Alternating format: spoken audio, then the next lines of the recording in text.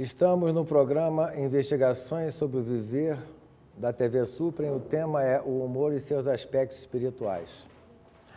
Eu acho esse tema razoável, em função desse mundo polarizado que nós vivemos, eu acho que esse tema fundamental já foi dado uma vez essa palestra, e na época que ela foi dada, foi em plena pandemia, e foi uma grata surpresa que, na realidade, a gravação durou quase 2h30, de tantas perguntas que tiveram. Mas, enfim, vamos lá.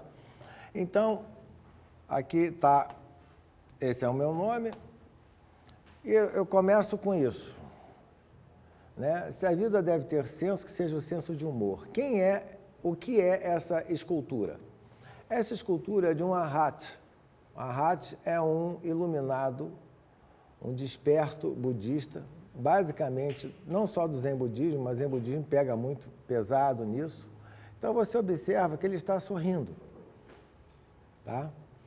E aí as pessoas vão ver, aquele Buda gordinho. Não, esse Buda gordinho é o seguinte, ele não pode, ele vive do alimento que dão para ele. Então, ele não pode recusar o que dão para ele. Então, ele come o que lhe oferecem. E ele está sempre com essa expressão, uma expressão sorridente. Né? E vocês, ao longo da palestra, vocês vão ver por que isso é importante. Vamos lá. Bem, vocês sabem que qualquer palestra, metade dela é a etimologia da palavra. Então, vamos aqui, ó. Na língua portuguesa, a palavra humor, né, ela se originou desse latim humor, que quer dizer o quê? Humere, ou seja, líquido, molhado ou úmido. Tá? Por quê? Porque antigamente as pessoas achavam que existiam 4 tipos, o corpo humano tinha 4 humores básicos, que aí você tinha água, fogo, terra e ar. Tá? Então, o sangue, que é o ar, a bilis amarela, que é o fogo, a bilis negra, que é a terra, a fleuma, a água. Então, isso aí eram os humores do corpo humano, segundo os gregos acreditavam. E aí, o que acontece? Com essa adição da letra H, foi por quê? Porque aí houve uma espécie de confusão com humus, que em latim é terra. Tá? Então, você vê o seguinte, vamos voltar para os gregos. Quando você balanceava esses 4 líquidos que tinham dentro da gente, os humores, era bom para a saúde, né? Então, supostamente, quando você estava em equilíbrio desses líquidos, você tinha um bom humor. Se ele passar, bem, vamos tentar aqui. Que ótimo. Bem, aqui, vamos lá. O que é humor? É um substantivo masculino com origem no latim humor e significa o quê? A disposição de ânimo. Isso é importante saber. Tá? De uma pessoa ou a veia cômica da pessoa. Então, ele é aplicado ao estado de espírito, então afirma-se que a pessoa está de bom ou mau humor em função do estado de espírito da pessoa. Quando você se refere a aspectos psicológicos, o humor é relativo a uma atitude benevolente que realça o grotesco de um comportamento sem a frivolidade do cômico nem a crueldade da sátira. Isso é importante manter em vista. A diferença entre a sátira, o humor e, mais tarde, vocês vão ver o escárnio também. Então, no contexto da biologia, né, são os 4 humores. Vamos ver se isso aqui consegue fazer o que eu tinha me programado. Eu estou vendo que não. Etimologia de escárnio. Ela vem do verbo escarnir, que tem origem no germânico skernjan, que significa gozar, humilhar ou fazer pouco de alguém. Então, aqui vocês estão vendo uma diferença entre humor e escárnio. São coisas mais ou menos diferentes. Então, como é que eu vou te dizer? É você tratar alguém com desprezo ou zombaria. Então, vocês estão percebendo que há gradações no humor. Muitas vezes, quando você está sendo escarnecendo de alguém, você não está necessariamente fazendo humor. Você está humilhando uma pessoa, você está diminuindo a pessoa, etc. Vamos ver se ele agora dá certo. Claro que não. Não. Sim. O que é humor negro? é um humor em que predominam os elementos absurdos, cruéis ou horripilantes. Tá? É caracterizado pela... Então, você tem o macabro e o grotesco. Tá? Então, ele é diferenciado, tá? Porque ele não admite uma solução conciliadora. Então, essas piadas que se existia antes de pessoas com defeitos físicos, isso é uma forma de humor negro. Tá? E aí, é o quê? É uma crueldade. Na realidade, é uma crueldade. Então, quando você explora alguma deficiência física, você está sendo cruel. Por isso que é chamado de humor negro. Então, aí é que eu estou dizendo, piadas sobre doenças ou morte, enfim, é que eu estou lhe dizendo. Quando você explora alguma deficiência de alguém, e como sempre, quase sempre é no sentido de... Aí volta ao escárnio, né? No sentido de escarnecer da pessoa, você está praticando o humor negro.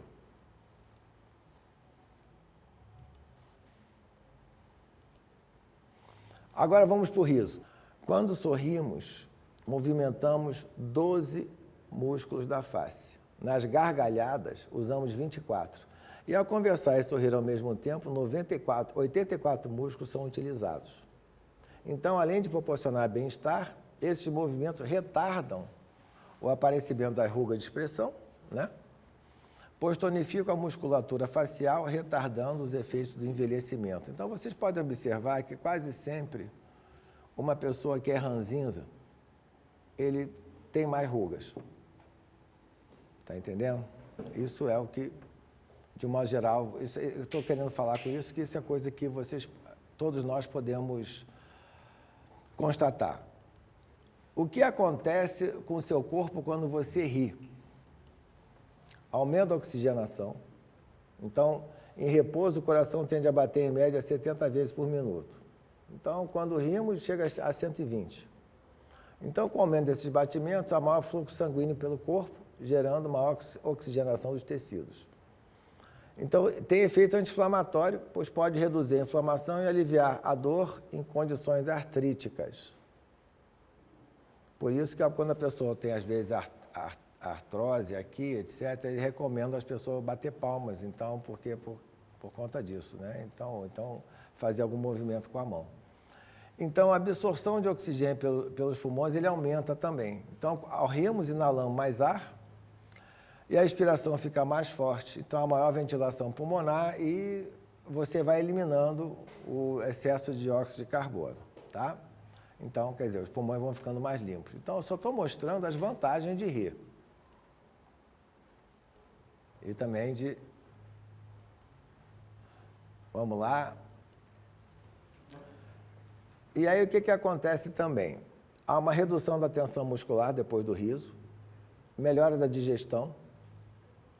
Os músculos mais trabalhados durante uma gargalhada são os abdominais. Os movimentos funcionam como uma espécie de massagem para o sistema gastrointestinal. Então, o que acontece? Maior sensação de relaxamento, aí você diminui a dor também. Aí tem produção de beta-endorfinas, ou seja, você não precisa de coisas químicas que você ingere. A beta-endorfina você mesmo produz, tá? E as lágrimas, né? Quando às vezes você chora de rir, porque aí o que acontece? Aí vai estar as imunoglobulinas. É um anticorpo que é a primeira linha de defesa contra algumas infecções virais e bacterianas. Aí o cortisol também tem, que é o hormônio do estresse, é reduzido. Ou seja, quando você ri, você diminui o estresse. O nível de cortisol aumenta de forma nociva durante o estresse e diminui significativamente com o riso. Então, eu estou querendo mostrar com isso que você não tem prejuízo algum quando você está rindo. Pelo contrário, você só tem ganhos com isso, tá?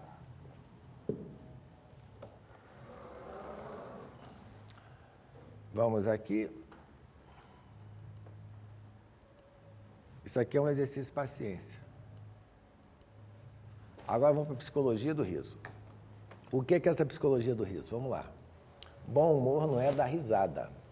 Tem que ficar claro isso.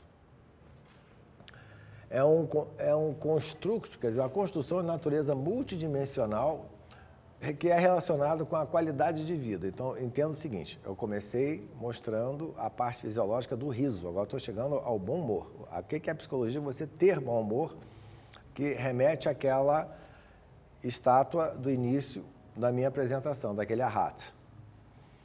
Então, vamos lá. Então, há uma correlação negativa com o neuroticismo. Então, quanto mais neurótico, mais mau humor. Entende? Aquela pessoa que acorda, olha para o espelho e já fica de mau humor, tá entendendo? Então, a correlação também negativa com o pessimismo, tá? Com o quê? Com o evitamento de conflitos, com a autoestima negativa e a ordem, tá? Você acata mais as coisas quando você está com bom humor, você não tende que, quase que necessariamente, a ser contra sem saber por quê. Então, isso quer dizer o quê? Que as pessoas mal-humoradas têm uma autoestima mais negativa, ou seja, a autoestima dela é mais baixa do que as pessoas bem-humoradas. Deixa eu ver se aqui dá. Vamos aqui. Bom humor, ela tem correlação positiva com extroversão. Quase sempre uma pessoa bem-humorada, ela é extrovertida. Uma pessoa tímida, ela tem dificuldade de se soltar. Então, se uma pessoa tem um bom humor bastante vezes, é sinal que ela, sem pegar pesado, ela é mais bem resolvida, tá? Não são fechadas, não estão ensimesmadas, né? Então, elas são mais assertivas do que elas falam mais o que estão pensando, também tem isso. A pessoa que quase que esconde muito o que pensa, dificilmente é uma pessoa bem-humorada. Então, tem maior capacidade de agregação, ela não fica isolada e reúne pessoas, né? Pessoas que têm bom humor juntam pessoas. Isso você pode observar se você for para uma festinha, digamos que você com alguém numa festa, que você não conheça muita gente, a sua tendência natural é chegar mais próxima de um grupo que as pessoas estão rindo.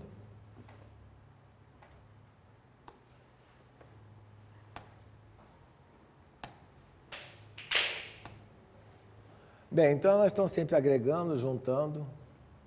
Aí, essa outra coisa também é interessante, porque isso pode ser utilizado como estratégia. Porque quase sempre a pessoa que sabe dominar uma plateia com bom humor, ela tem o senso de dominância dela é mais forte. Quase sempre quando a pessoa domina a sua forma de se expressar, etc., dosando o humor e por aí vai, ela consegue dominar mais uma plateia. E são mais calorosas, né? E aí também essa parte que está negritada tem que ficar claro. Tem uma religiosidade intrínseca, um respeito pela natureza, um respeito pelo mundo espiritual. Assim você observa que o bom humor ele pode levar à alegria. Isso tem que ficar claro. Então, há essa religiosidade intrínseca em quem tem bom humor, porque quase sempre a pessoa com bom humor, ela se sente como se fizesse parte da natureza. Porque isso tem que ficar claro. Esse tipo de religiosidade intrínseca do bom humor, ela subjaz, a não ser que aquela pessoa utilize o bom humor como estratégia de dominação e, quando ela faz isso, de um modo geral, ela não consegue manter apenas o bom humor, ela pode escorregar pela ironia e o escárnio. Quando ela tem aquele bom humor daquele arhat, é porque ele está se sentindo uno com a natureza. Então, há isso que é também claro, o senso de humor é um comportamento exclusivamente humano.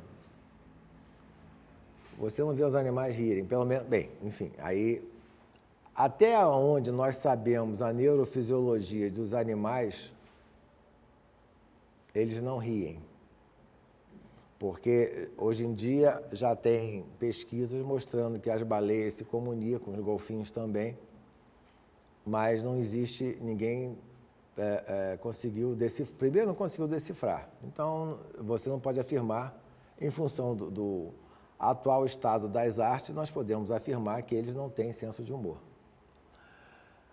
E também aí é humildade, né? Humildade vem de humus, é mais próximo da terra. Então, a pessoa quando tem um senso de humor apurado, ela se sentindo mais próximo da terra, ela vê que ela não quer se fazer maior que ninguém. Ela procura, como os estoicos falam, né, simplesmente estar onde está. E isso pode abrir mais o coração das pessoas para falarem com ela. Vocês podem observar que quem está de bom humor quase sempre é uma grande orelha que algumas pessoas procuram para falar dos seus problemas, etc. Ah, não, você está quase sempre, você está bem-humorado, então você pode me entender melhor. Isso tudo existe. Vamos lá. Mesmo a maior vitória ou maior derrota, desde que com humor, torna-se relativa. Daí temos mais uma correta dimensão com o fato, preservando com isso a nossa saúde mental e física. Então, o bom humor, conforme eu já tinha falado antes, é importante para a saúde física, agora vocês estão vendo que é para a saúde mental também. E ele relativiza tudo que acontece, né? Isso, até o que é muito bom. Ou seja, onde eu quero chegar com isso? Quase sempre, embora não se possa afirmar, a pessoa que tem bom humor sabe lidar com a relatividade do momento. Sabe que nós somos muito mais aleatórios do que gostaríamos de parecer. E ela procura aceitar a vida como ela é.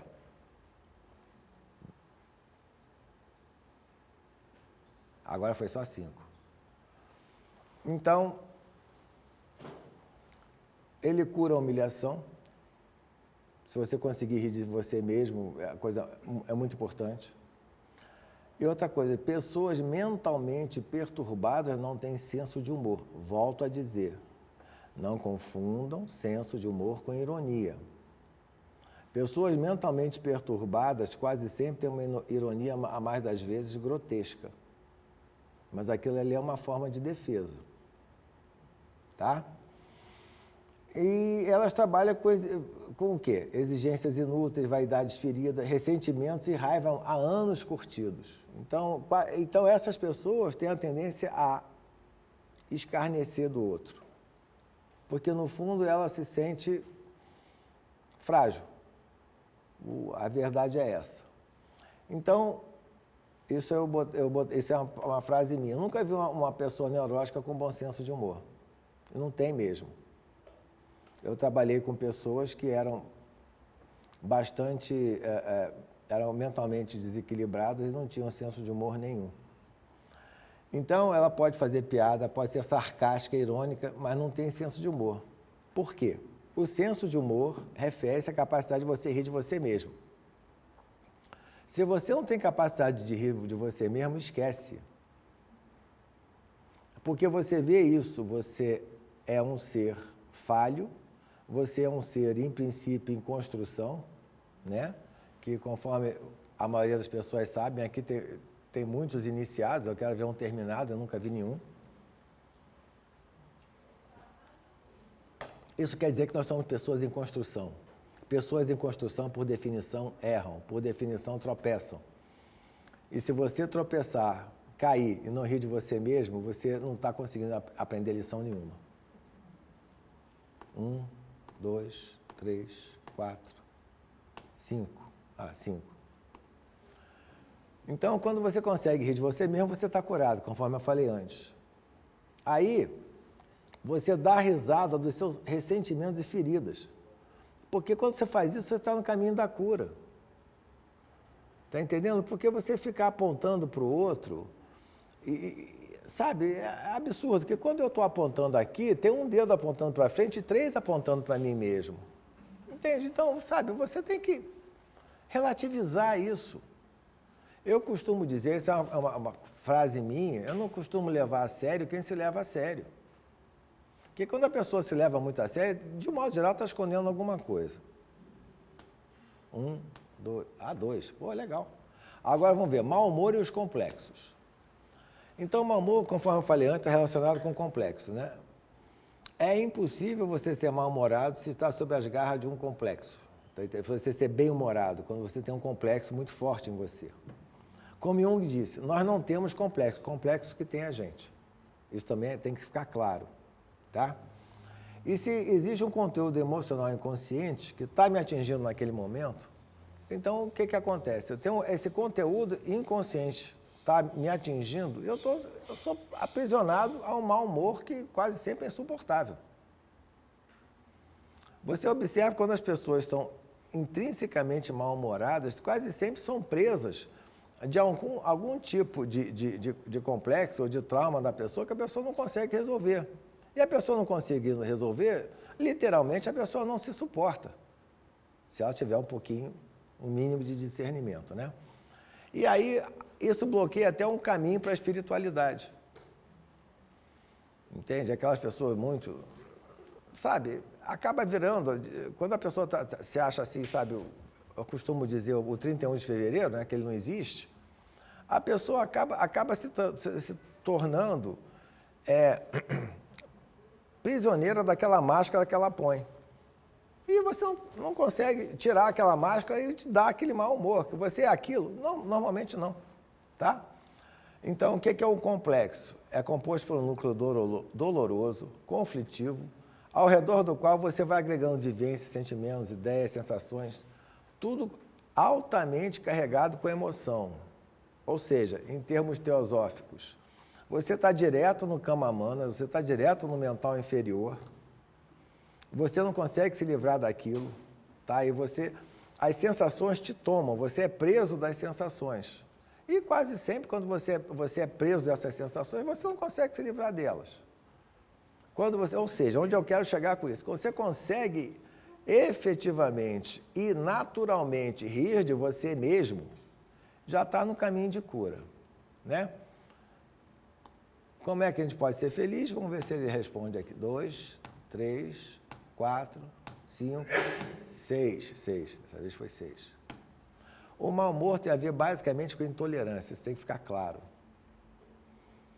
Se você é uma pessoa tolerante, não tem como você ser mal-humorado. Agora, se você é intolerante, se você acha que tudo que você acredita é a única coisa que existe, se você acha que só você tem direito a uma coisa, o outro não tem, e você observa que aquele outro está querendo ter direito à mesma coisa que você e você não consegue tolerar aquilo, então, aí você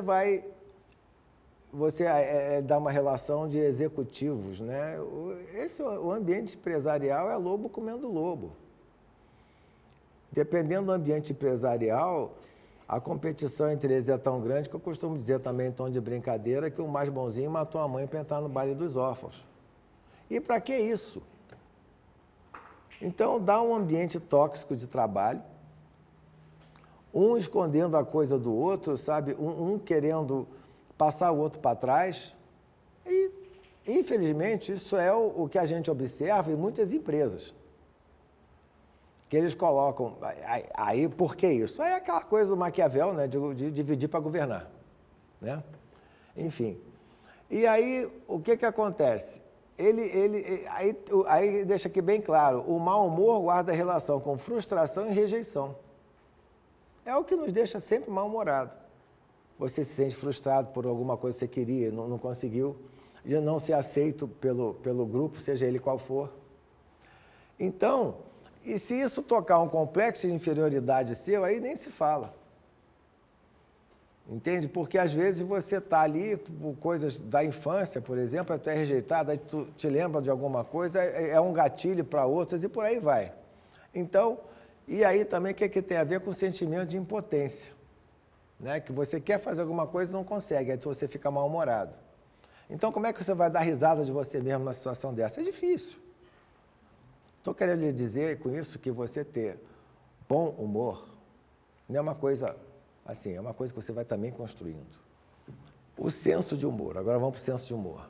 Ele é a habilidade de apreciar ou compreender um fato que se apresenta à consciência. Então, se você não tem consciência, você não tem senso de humor. E quantas vezes a gente age de uma forma inconsciente? Fica para vocês a resposta. Ter bom humor é poder se distanciar de um evento. Entende? Você tem uma certa distância com relação ao mundo, quer dizer, você não está... Por quê? Você estando imerso numa situação, é difícil você efetivamente observar o que está acontecendo. Então, você, com aquele distanciamento, você consegue ver os atores em questão e você tenta lidar com aquilo. E quando você tem essa distância, a atenção aos gestos e atitudes pode dar lugar a um sorriso. E é interessante quando você está com uma certa distância daquelas coisas que estão acontecendo, aí você vai vendo o grotesco em você, o grotesco nos outros, aí você fica vendo, poxa, mas para que isso?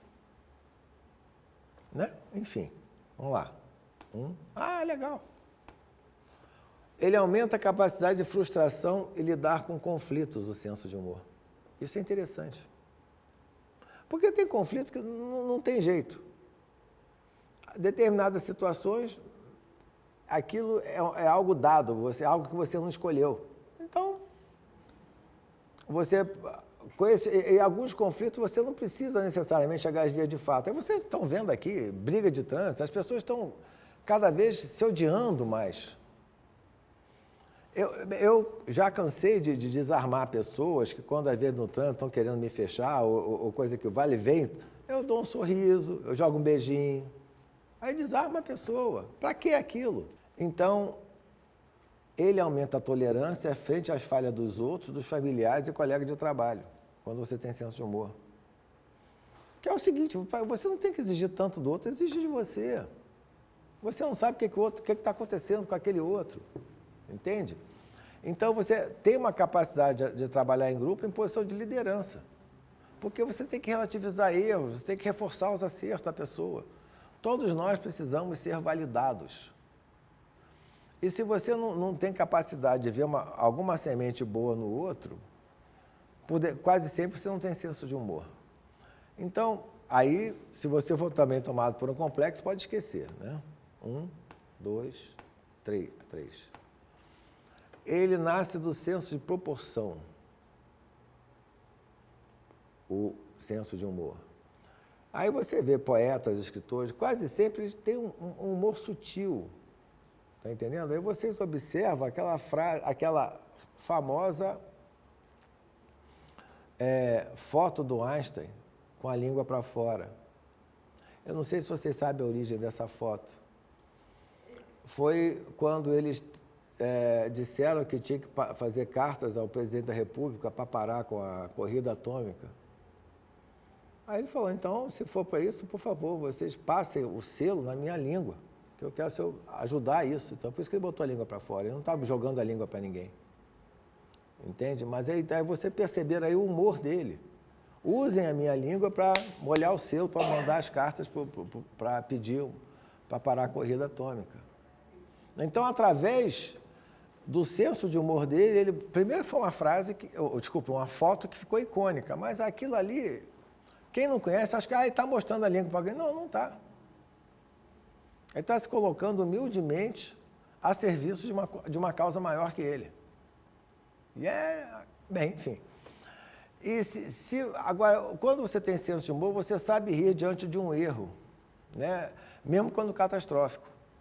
Você relativizar a importância dos nossos feitos, das nossas graças, das nossas desgraças. Então, tudo é relativo. Você não fica magnificando ou maximizando as suas coisas. Não. Nós temos uma dimensão muito menor do que nós gostaríamos de ter. Aí, o que acontece? Aí, com isso, você desincha o ego que está inflado e enche aquele que está se achando, né, o último da face da Terra, né? Então, ele vai funcionar como espelho, dando a real importância dos nossos atos, quer sejam grandiosos ou vergonhosos. Vamos lá. Então, voltando, sem consciência no senso de humor, aí o que acontece? Você tem a capacidade de apreciar conscientemente uma situação, né, com essa distância.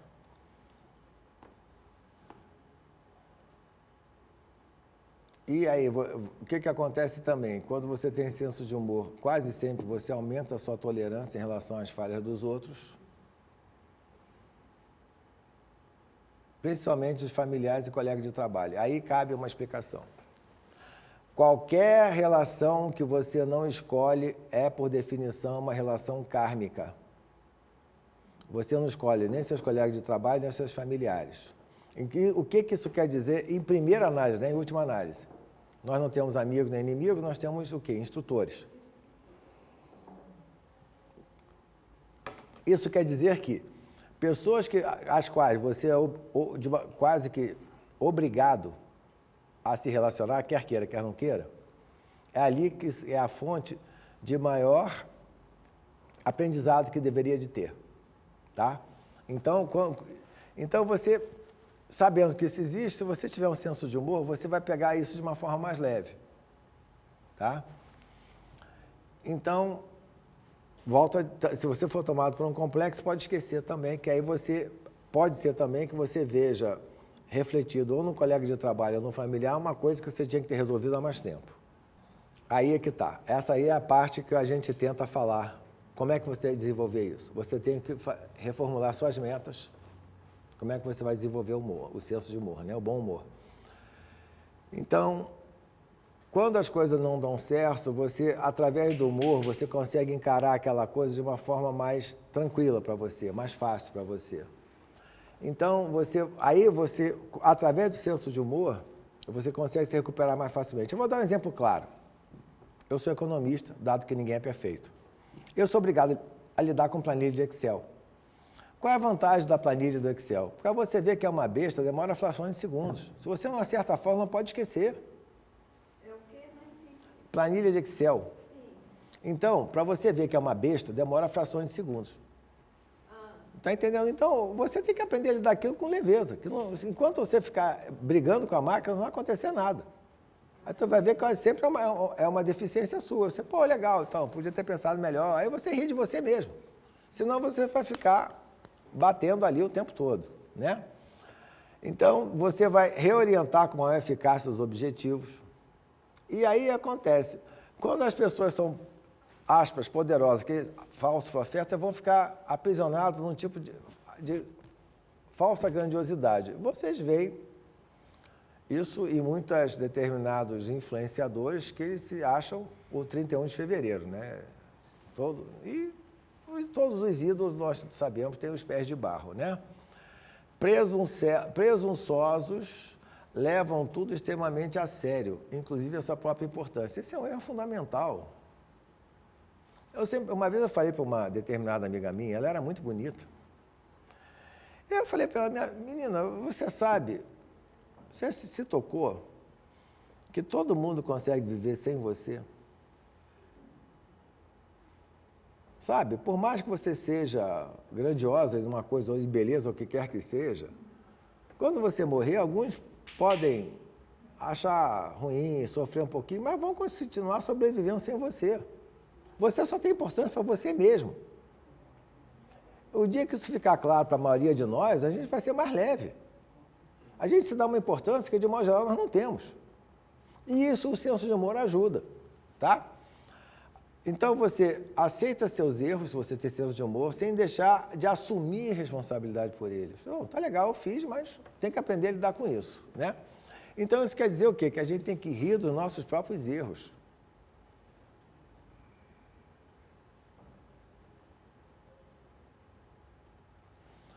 Bem, aí o senso de humor vai manter vivo o quê? O brincar e divertir-se. Sem machismo nenhum. Mas você observa que quando tem determinados, principalmente colegas de trabalho, são colegas de trabalho há muito tempo, quando tem só homens junto, a gente volta para a quinta série, gente. Não tem como. A gente vive, sabe, um pegando no pé do outro. Quando alguns homens reunidos, isso às vezes acontece, e por que isso? Que é uma forma de descarregar aquele estresse do dia a dia. Sabe, um brincando com o outro, um contando piada em cima do outro, etc. É uma forma inclusive, de aproximar. Tá? Bem, e aí, quando você tem essa capacidade, você é mais bem preparado para viver. Sabe, quando eu sou poeta, né? Tem uma poesia minha que é interessante. Você vê que é legal quando você observa, às vezes a sua alma sai de você a brincar de roda. Eu tenho uma das poesias minhas, eu falo isso. E aí você observa a risada das crianças. Aí não é uma risada só, são diversos tipos de risada, mas todas elas são risadas, inclusive contagiosas. Tá? Se você está estressado, se olhar uma criança rindo, se você continuar estressado, então, as coisas estão mais difíceis para você. Então, reconhecer uma risada de um amigo tanto quanto reconhecemos a sua voz. A maioria de nós não se toca disso. Inclusive, é engraçado que tinha um amigo meu que eu já não via há mais de 30 anos, ele reconheceu minha voz, eu fiquei bobo com aquilo. Também, claro, eu também tinha reconhecido a voz dele. Só que eu esperava ele do outro lado da linha, ele não esperava mim do outro lado da linha.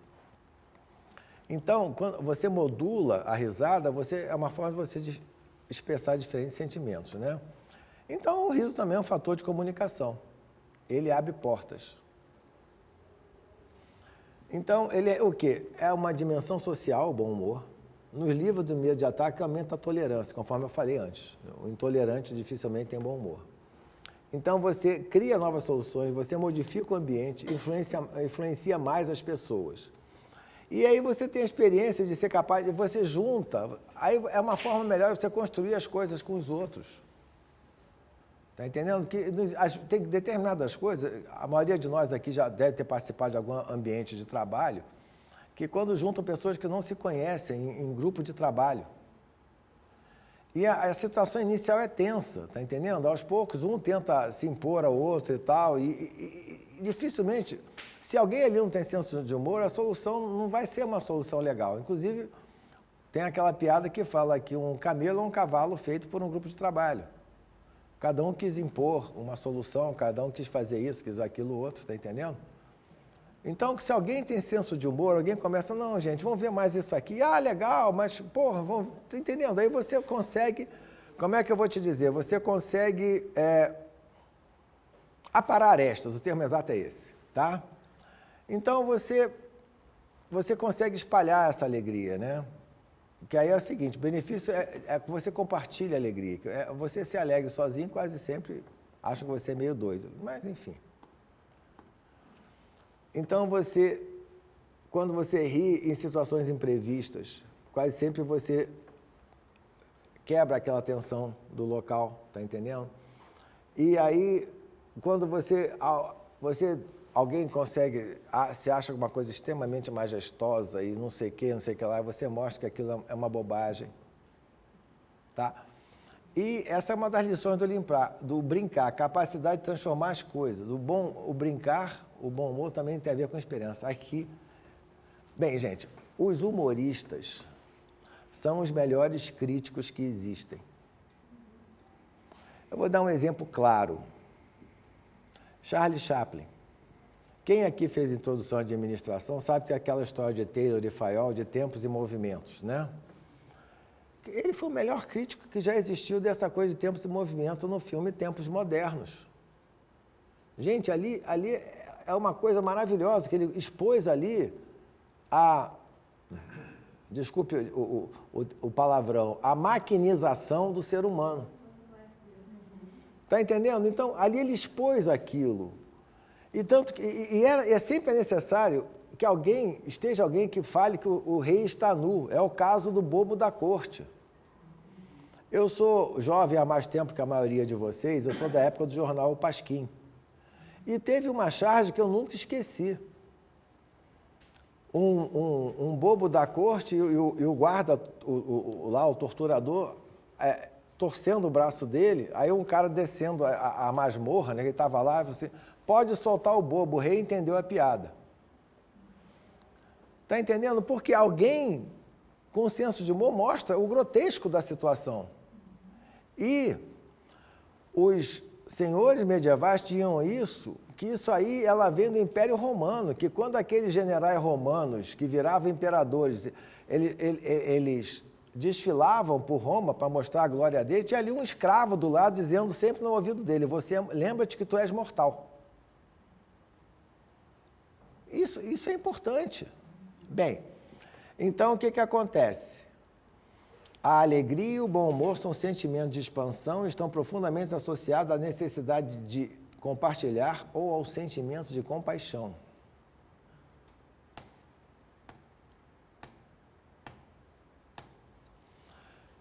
Então, o humor escapa a todas as definições. Ele é inapreensível como um espírito que passa. Então, o humor, você não prende ele em lugar nenhum. Tá? O conteúdo pode ser variável, né? Então, diversas formas. Mas existe desde a mais remota pré-história, né? Que o homem ele tomou consciência dele mesmo de ser aquele e, ao mesmo tempo, não o ser. E achou isso muito estranho e divertido. Vamos observar, na época da pré-história, a diferença entre ser predador ou presa era pequena, gente. Ou o cara acertava aquela lança, sabe, ou aquela pedrada na cabeça daquela coisa que ele estava caçando, ele podia se tornar a caça. Então tinha que ter o espírito gregário, os outros tinham que se confiar uns nos outros. Então deve ter tido situações que, um cara conseguiu fugir de uma presa qualquer, que seria uma presa que acabou se tornando ele a presa, através de uma forma engraçada, de mergulhar num rio, subir uma árvore, aí todo mundo rindo, mas aí rindo, aprendendo a lição. Isso aí que eu estou querendo dizer que isso acompanha a gente ao longo da história. Então, aí é que está. Ele surge quando o homem se dá conta que ele é estranho perante a si mesmo. Então, ele nasceu com o primeiro homem, o primeiro animal que se destacou da animalidade, que tomou distância em relação a si próprio, e achou que aquilo era risível e incompreensível, que o cara, depois que ele conseguiu subir a árvore, fugiu daquele predador, ele viu que o cara não... Aí ele começou a rir, porque pode ter sido inicialmente um riso nervoso, mas ele viu que, ele descarregou o estresse daquela forma. Vamos para a fisiologia da piada agora.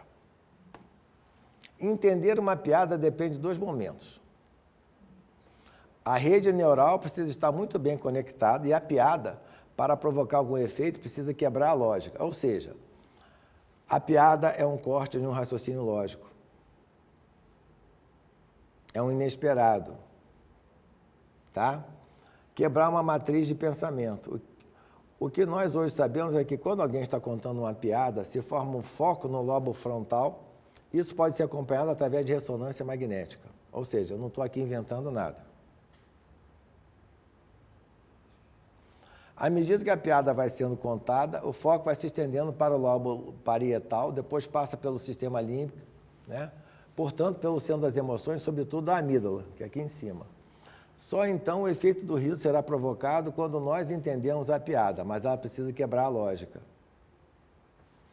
Então, a piada, que parece ser uma coisa tão vulgar, tão simples, merece hoje um estudo muito especial, muito bem desenvolvido tecnologicamente, porque talvez o fenômeno do humor mais cotidiano seja a piada. E é interessante, nós temos a tendência, a questão do colonizado fazer piada sobre o colonizador. Piada de português, por exemplo. Por quê? De um modo geral, o português é literal, gente. Eu me lembro de uma história de um amigo meu, que ele foi cônsul em Lisboa ou Porto, não sei, que ele levou, nessa época se levava o sapato no sapateiro, ele levou o sapato no sapateiro e pediu para trocar os saltos. O sapateiro trocou os saltos. Ele é literal. Aquilo para ele é sério, para nós é uma piada. Mas você está entendendo que foi um corte, um raciocínio lógico para nós? Então, enfim. Agora vamos para a teologia do riso. Se o riso é qualificado às vezes como diabólico, é porque ele pôde passar por um verdadeiro insulto à criação divina, uma espécie de vingança do diabo, uma manifestação de desprezo, de orgulho, de agressividade, de regozijo com o mal. A civilização cristã, por exemplo, fica pouco à vontade para dar lugar ao riso, ao passo que as mitologias pagãs lhe conferem um papel muito mais positivo. Pode-se rir e pode-se rir de tudo? A resposta a essas questões exige posições essenciais fundamentais. Caso alguém aqui tenha lido do Humberto Eco O Nome da Rosa, você sabe exatamente o que eu estou falando. O que aconteceu no Nome da Rosa? O monge, que era o guardião da biblioteca tinha um livro lá sobre o humor que ele botou um veneno que quando a pessoa passava o dedo na língua para poder passar as páginas eram impregnadas com veneno que matava as pessoas. Porque o livro é um livro sobre o humor, se eu não me engano, do Aristóteles. E ele dizia que o homem, quando ri, assemelha-se ao macaco. Mas por que isso? Depois eu vou continuar aqui. Mas por que isso? Porque eu costumo dizer que nós herdamos o pior dos mundos. A nossa civilização é greco-judaica.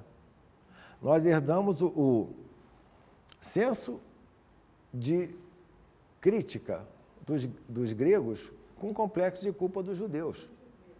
E aí o que isso dá isso? Então, algumas pessoas se sentem culpadas por estar alegres, porque ficou se lembrando que um determinado mártir, ele sofreu, não sei quem sofreu pela gente, aí não se permite ser pleno, não se permite dar risada das coisas. Aí você vê, tendo rido Deus, nasceram os 7 deuses que governaram o mundo. Quando ele gargalhou, isso é alquimia, fez-se a luz, ele gargalhou pela segunda vez, tudo era água. Na terceira gargalhada apareceu Hermes, na quarta geração, na quinta o destino, na sexta o tempo. Depois, pouco antes do 7º riso, Deus inspira profundamente, mas ele ri tanto que chora, e de suas lágrimas nasce a alma. Assim se exprime o autor anônimo do papiro alquímico que data do século III, o papiro de Leyde. Então o universo nasceu de uma enorme gargalhada. É muito mais suave, gente. É muito mais suave esse tipo de coisa do que, sabe, Tiamat que brigou com não sei o quê, abriu uma cobra no meio, sabe? Por quê? Porque essa violência já é necessária, já é nossa. Desde a gente, do início a gente era a diferença entre ser caçador e caça era tênue, sabe? E sempre as mitologias exprimiam isso. E esse texto alquímico eu acho fantástico. Eu nunca achei. Se alguém achar, depois me fala. Tá. Como assim você nunca achou? Ele não está aí? Não, o papiro original eu nunca achei. O filósofo Proclus, no século V a.C., fala de um poeta órfico que atribuía o nascimento dos deuses ao riso da divindade soberana e ao nascimento dos homens às suas lágrimas. Então você vê que desde o século V a.C. E você, porque ele é um poeta órfico, porque Orfeu era um que com a sua lira ele hipnotizava todo mundo, ele acalmava as pessoas, mas esse é tema de outra palestra. Proximidade do riso e das lágrimas, natureza misteriosa, origem divina do riso. Esses temas são recorrentes nas mitologias do Oriente Médio. Então, nesses países, o riso pertence à deusa Maat. Ela manifesta o quê? A alegria de viver, a confiança no futuro, o combate contra os poderes da morte. Porque, como nós somos o único ser que tem consciência que vai morrer, isso já dá um pessimismo inerente. Entende? Quando você tem consciência que vai morrer, você,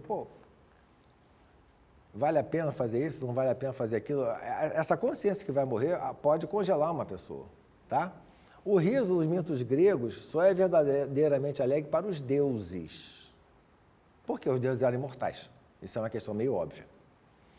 Nos homens nunca é alegria pura. A morte sempre está por perto e a situação do nada, sobre o qual todos estamos suspensos, ela contamina o riso, conforme eu falei antes.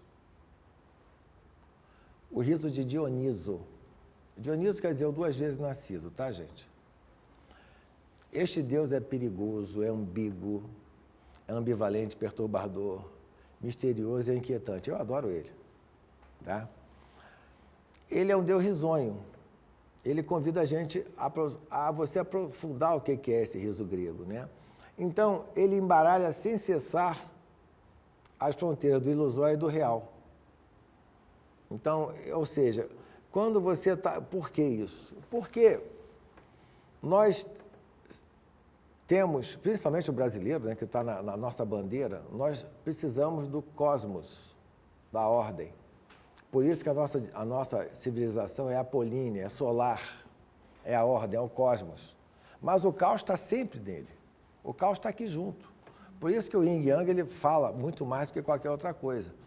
Então, o Dionísio, ao mesmo tempo que ele atrai a gente, porque o caos atrai todo mundo, ele é perturbador. Então, o riso pode ser o riso assim, qual é a certeza que tu tem das coisas? Você não está se achando mais do que você é? Então, o riso também pode te levar a esse tipo de reflexão.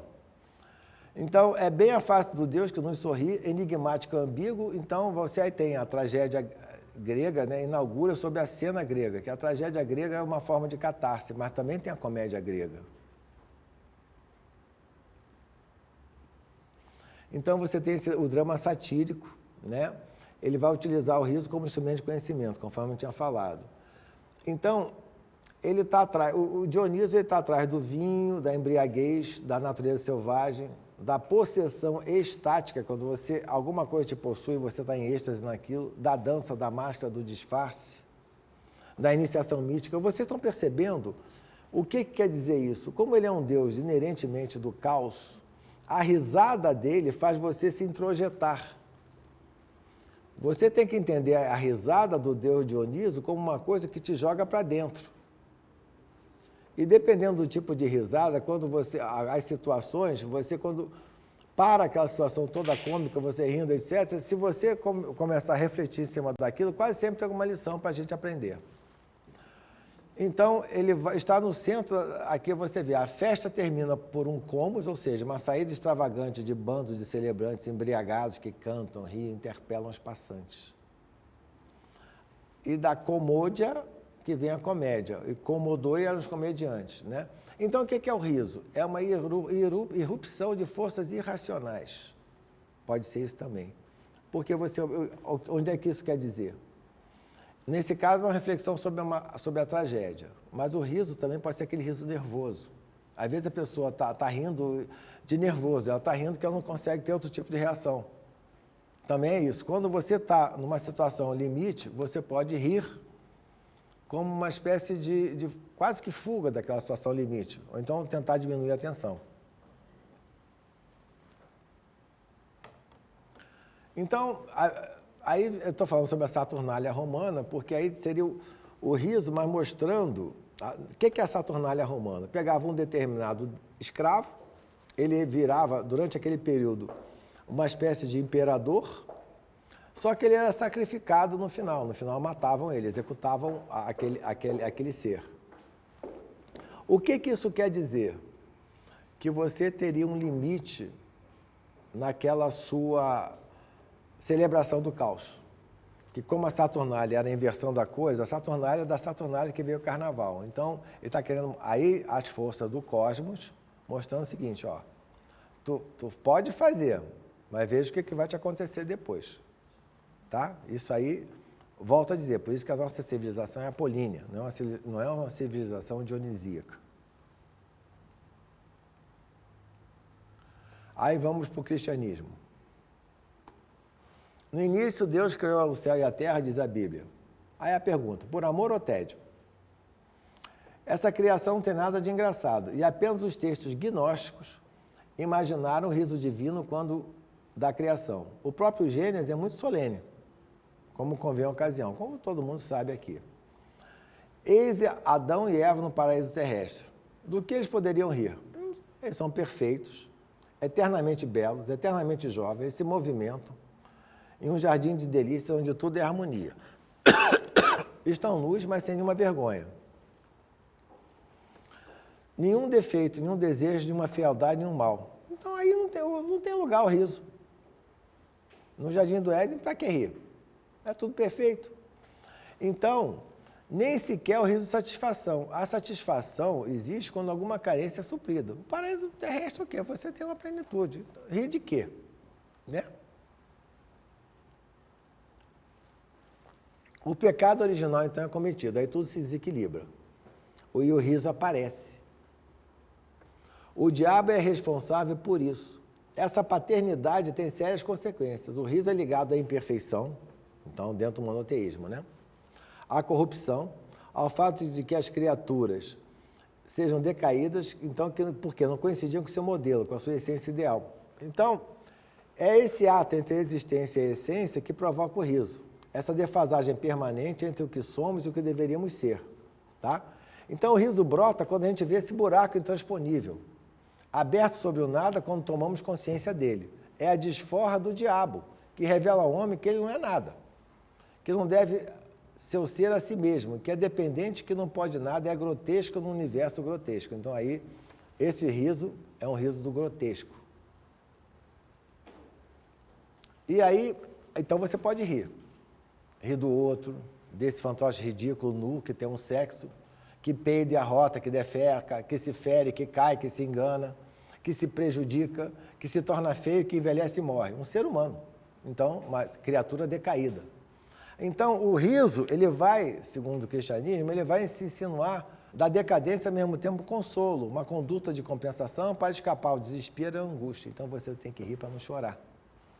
E aí, os pais da igreja recriminam, né? Em lugar de chorar sobre nossa decadência, aí temos o que seria marca de arrependimento, rimos da nossa fraqueza, que é essa a nossa perda. Vemos nosso nada e rimos dele, então esse é um riso diabólico. Então, você ter consciência que você é nada e você ri disso é um riso diabólico.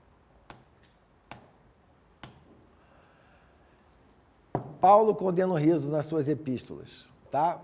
João Crisóstomo, que é chamado de boca de ouro, que ele era uma eloquência muito boa, ele dizia assim, já que não se fala nos evangelhos, não se fala que Jesus riu, e porque ele não riu, e como os cristãos devem imitá-lo em tudo, não devem rir. Tá? Nas outras religiões. Então, o riso é feito de uma forma positiva, né? Então, porque exclui qualquer agressividade ou vontade degradante, vai favorecer o arrependimento. Então, isso aí vai se expressando no sorriso irônico, você vai se desprendendo de você mesmo. Às vezes você tem uma ironia com você mesmo. Os que se levam a sério são descartados pelo riso, mas sem intenção maldosa. Tá? Não se pode duvidar da vontade caricatural de toda a tradição iconográfica Chan e Zen. Chan é o Zen em chinês, tem o budismo Chan, que virou budismo Zen. Que aí você vai ter isso muito fortemente no budismo, esse humor budista, que é muito interessante. Então, você observa. Como só tem 5 minutos, eu vou dar um exemplo, tá? Do humor budista. Venho andando, Lhasa é a capital do Tibete. Então, lá era o budismo tibetano. E tinha lama na rua. Aqui tinha uma calçada, aqui tinha outra calçada. Vinha um monge mais forte, um monge mais fraco, andando pela lama, numa boa. E tinha uma mulher que, perceptivelmente, estava tentando atravessar de uma calçada para outra. Aí o monge mais forte pegou ela no colo e botou ela do outro lado. E continuaram andando. 5 minutos depois da caminhada, o mais fraco falou assim, você não devia ter feito aquilo. Por quê? Você carregou ela. Falou, não, deixa ela do outro lado, quem está carregando ela até agora é você. Então, através do humor, ele mostrou uma situação. Isso sempre foi bastante exacerbado dentro do budismo, tá? Aqui, ó. O Thich Nhat Hanh, que morreu há pouco. Eu rio quando penso como procurava o paraíso fora do mundo do nascimento e da morte. E é no mundo do nascimento e da morte que a verdade milagrosa é revelada. Mas este não é o riso de alguém que de repente se adquire uma grande fortuna, nem é o riso de quem teve uma grande vitória. É antes o riso de quem, depois de uma desgastante procura de algo por um longo tempo, encontra esse algo no bolso do seu casaco. Tá? E diversas coisas desse sentido. O humor judaico, que todo mundo conhece, né? Por quê? Ele é um povo que foi sempre perseguido. E se você não conseguir ter um senso de humor, você vai acabar ficando total e completamente tomado por aquela perseguição que sempre existiu. Tá? Então, é o ceticismo, a crítica, o que já foi feito, né? Então, É interessante isso aqui. Acreditar-se povo escolhido é uma pretensão difícil de carregar, que eles são um povo escolhido, né? Senhor, tu nos escolheste entre todos os povos. Por que foi preciso que desabasse justamente em cima dos judeus? É uma forma, né, de você colocar isso. Então, é um aspecto liberador e catalisador, tá? Bem, vamos para a conclusão, também ficou. Aí é isso, né? Rir é participar da recriação do mundo, tá? É você tentar fazer com que o mundo seja mais leve. No cristianismo, assim como no paganismo, o riso está ligado à ideia de recriação, mas com óticas bem diferentes. O riso pagão associa o homem à obra divina, à criação do mundo inteiro. O riso cristão é apenas um paliativo, uma droga puramente humana que permite um alívio temporário para retomar nosso penoso caminho da vida. E é por isso que as regras monásticas, elas próprias são muito hostis ao riso. Admitem momentos de escape, de inocente brincadeira, concessão à fraqueza nós que nós somos uma criatura decaída. O riso é a desforra do diabo. O riso antigo sacralizava o mundo, o riso diabólico desacraliza. Bem, então o humor está sempre nos calcanhares da dúvida. Ele aparece quando as ciências humanas mostram a fraqueza, a complexidade do ser humano. Este começa a rir de si mesmo, a zombar de suas antigas pretensões, a não se levar a sério. Então, você, ao fazer isso, você demonstra uma certa ternura com você mesmo. Ele é a vez do próprio ser, que, tendo perdido o sentido, ele se torna objeto de riso. Ele engolfou-se por todas ou seja, o riso ele fica nas brechas das nossas certezas. Nós não devemos ter certeza nenhuma. Bem, então, não há nada que um humor inteligente não possa resolver com uma gargalhada, nem mesmo nada. Isso aí foi um autor de imaginação e realização. O riso é indispensável porque, mais do que nunca, estamos diante do vazio. E é isso. Eu agradeço a atenção de vocês e estou aberto agora a possíveis perguntas. Obrigado.